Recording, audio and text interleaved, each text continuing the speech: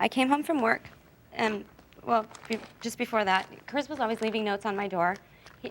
I have a 3-year-old child, and he threatens me in front of my child. He throws trash cans at my front door. Why didn't you move?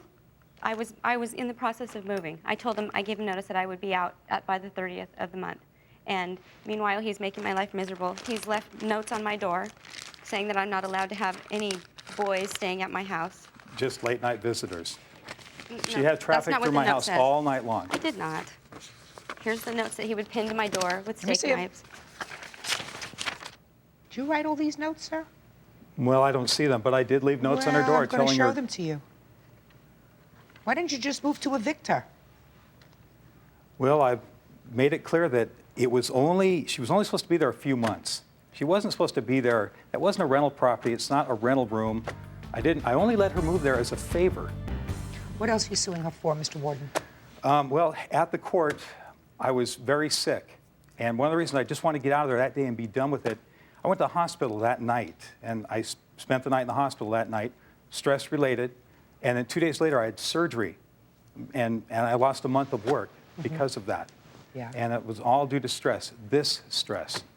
I can't believe the things she was doing. And the fact that you've been under stress and strain as a result of this incident, sir, is not something that I intend to compensate you for. You entered into this agreement with her, and if you had an illegal tenancy in the back of your house, that's something that you have to deal with if you're doing something that's illegal. If you can't have her evicted, right? The law is there for your protection as well as the tenant's protection.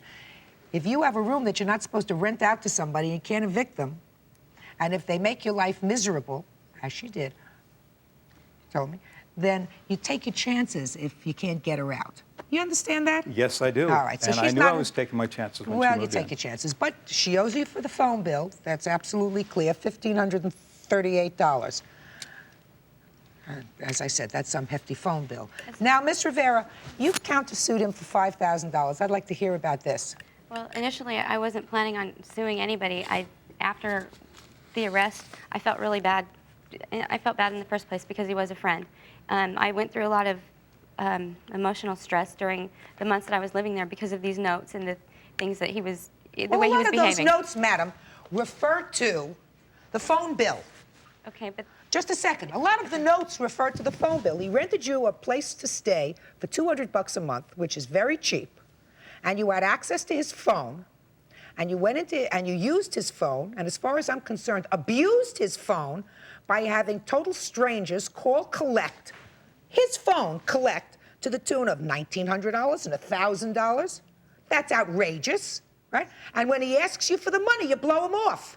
What do you expect him to do? Kiss you on both cheeks? No, Ms. Rivera, you're not going to stand there and look and say to me, well, you know, I didn't do anything wrong. You did.